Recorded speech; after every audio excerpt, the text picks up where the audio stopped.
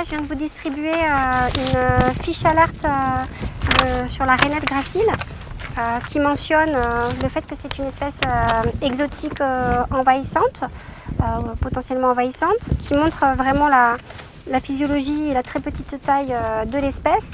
Et c'est cette petite rainette que vous allez devoir essayer de chercher aujourd'hui. Ok. Après ces explications, place à la traque. Malgré toute la bonne volonté des prospecteurs du jour, la tâche ne s'annonce pas facile au vu du peu d'informations récoltées à son sujet et de l'activité principalement nocturne de la rainette gracile. Bon, c'est un peu chercher une aiguille dans une botte de foin.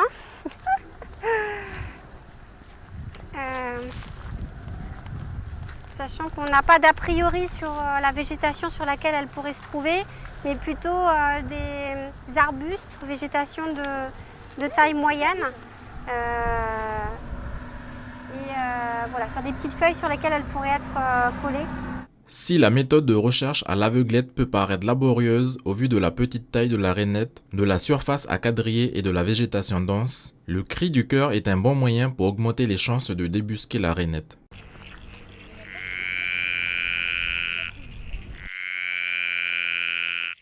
Je tiens un boss, il émet un son de la rainette gracile, du mâle qui émet le son pendant la reproduction.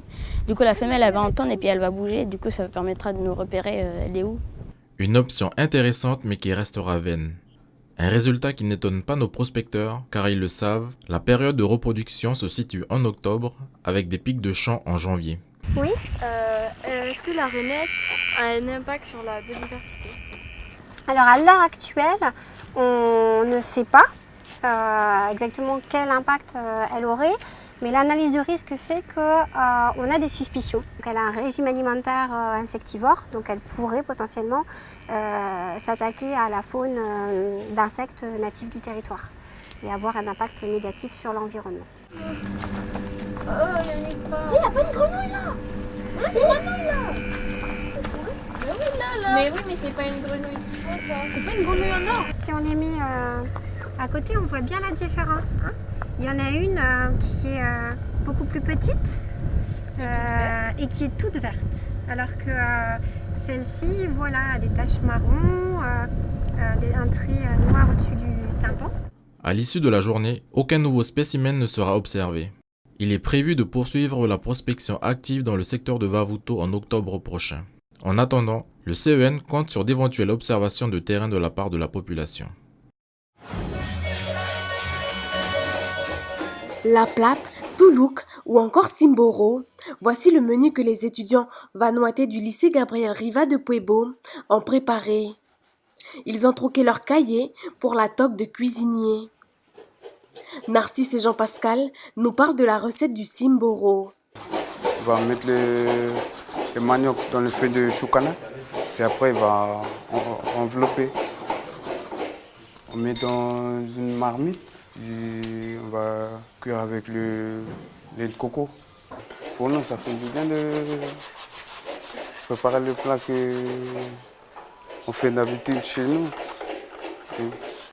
Ces recettes traditionnelles sont aujourd'hui à l'honneur pour fêter un jour spécial pour la communauté vanuataise. On a préparé tout ça, c'est pour marquer la journée de l'indépendance. Chez nous là-bas, c'était le 30 juillet. Ils rendent leur tablier pour se rendre chez Papa Ferdinand comme ils l'appellent. Place aux répétitions du groupe String Band, les Amigos du Vanuatu.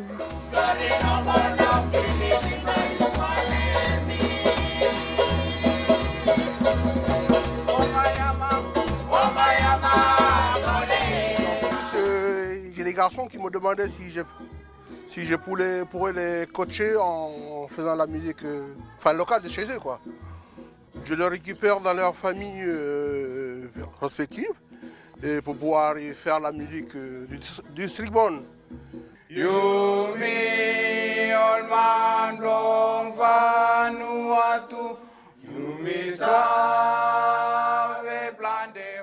C'est au son et aux saveurs du Vanuatu que la population de Puebo a passé cette soirée.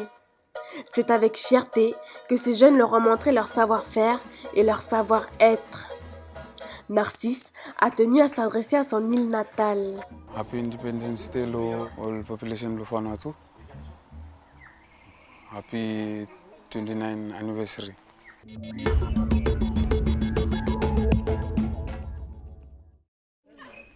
Moi, je trouve que c'est bien. Bah oui, c'est bien. Ici. En plus, c'est proche de nous. J'avoue. C'est gratuit. Carrément. C'est génial. Surtout quand on est dans un contexte où on est hyper rapproché au campus. C'est la première fois que Waitionyi et ses amis voient un centre de dépistage pour IST au sein de leur université. Une première bien accueillie par ces jeunes.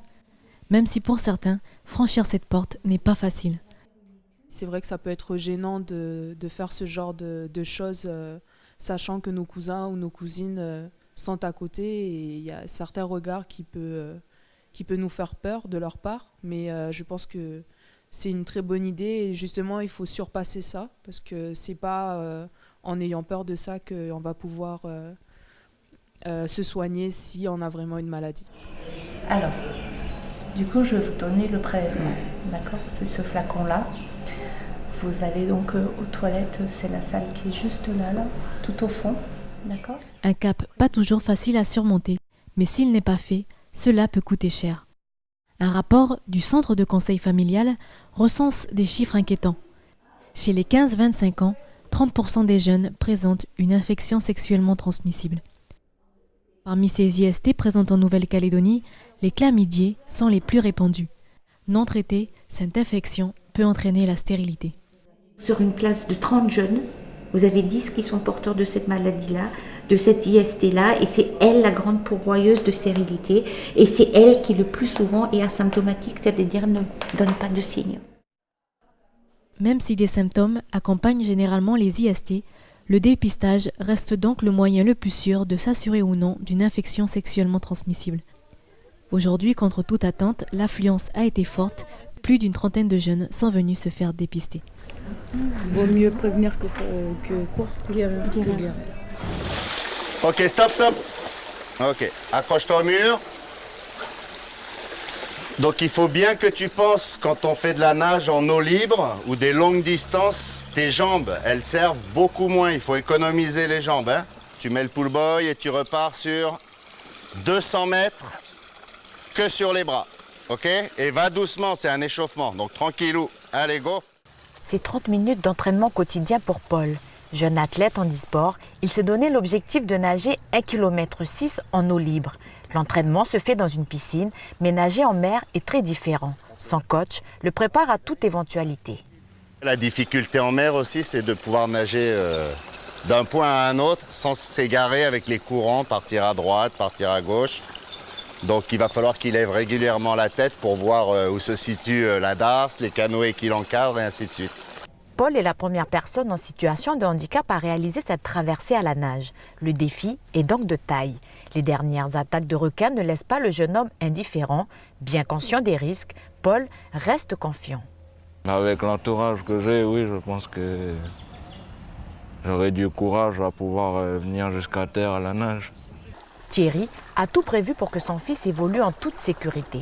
Il nagera à ses côtés et des bateaux les accompagneront du départ à l'arrivée.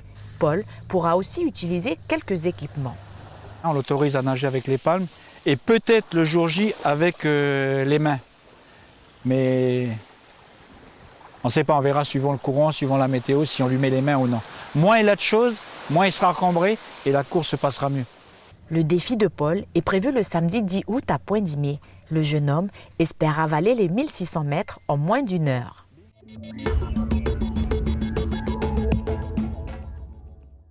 En même temps très ému parce que c'est un projet de longue haleine. C'est dans une cérémonie d'inauguration à l'américaine que Didier Tapero a prononcé son discours pour la livraison du premier A330 Neo d'Air Calin. 200 invités ont été conviés à cet événement, dont l'ancien président du conseil d'administration Bernard Deladrière et la présidente actuelle Martine Lagneau, mais aussi les médias nationaux et spécialisés de l'aéronautique, des membres du groupe Airbus et des employés de Air Calin. C'est à la fin de cette vidéo récapitulant l'assemblage de l'aéronef que Kanumera a été dévoilé. Une fierté pour Didier Tapero et Martine Lagneau.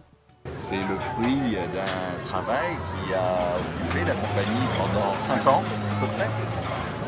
Et je le soulignais, un travail collectif de tout le personnel de la compagnie qui s'est fortement engagé pour arriver à concrétiser ce projet qui pouvait paraître un peu fou il y a quelques années.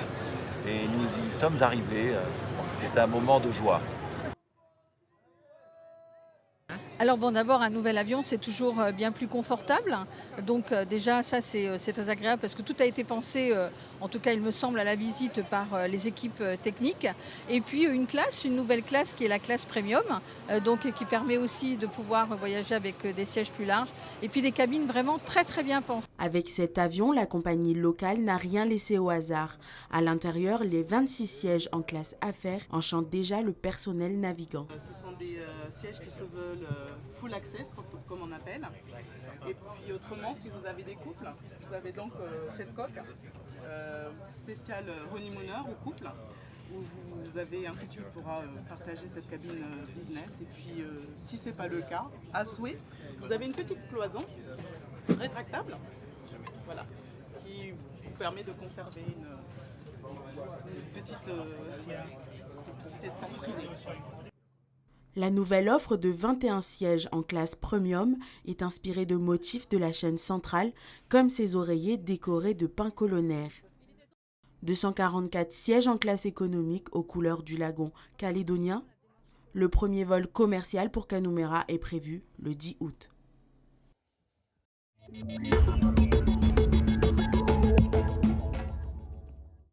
Pour préparer ce sujet, il m'a fallu 2 semaines de coups de fil et d'échanges de mails pour obtenir une autorisation de tournée dans l'enceinte d'une grande enseigne du pays.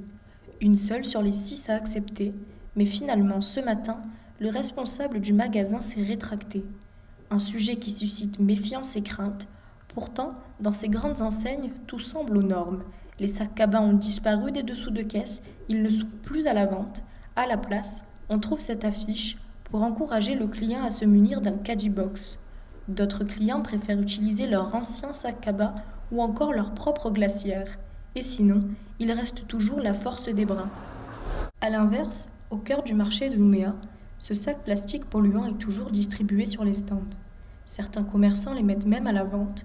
Ce sont les clients qui préfèrent dire non au plastique, armés de leur sac cabas et de leur caddie.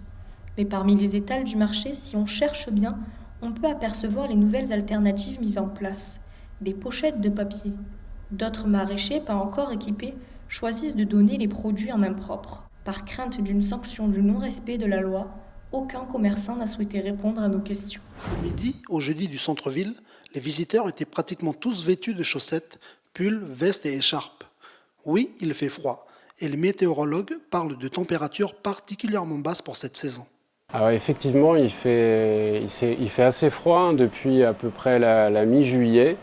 On relève des températures qui sont inférieures à 10 degrés, notamment aux îles Loyauté, au fond des vallées, comme par exemple à La Foix, où on a relevé à peu près entre 5 et 6 degrés le 25 juillet. Sur Wailou, on a relevé à peu près 9 degrés le 25 juillet, et ces 9 degrés, c'est 6 degrés sous la normale de saison, sous la moyenne de saison. Il faut remonter à 1997 pour avoir des températures équivalentes. Certaines régions du pays n'avaient pas eu aussi froid depuis plus de 20 ans, mais les records ne sont toujours pas battus. Donc en fait, les températures records en Nouvelle-Calédonie ont surtout été observées au fond des vallées, par exemple à Bourail avec 2,3 degrés en 1965, ou à La Roche en 1990 avec 2,8 degrés. Donc à l'échelle de notre réseau de mesure, ce sont les températures les plus faibles jamais enregistrées, voilà, entre 2 et 3 degrés. Mais notre météorologue ajoute que dans les zones hors station, le mont Humboldt a enregistré une température très proche de 0 degré.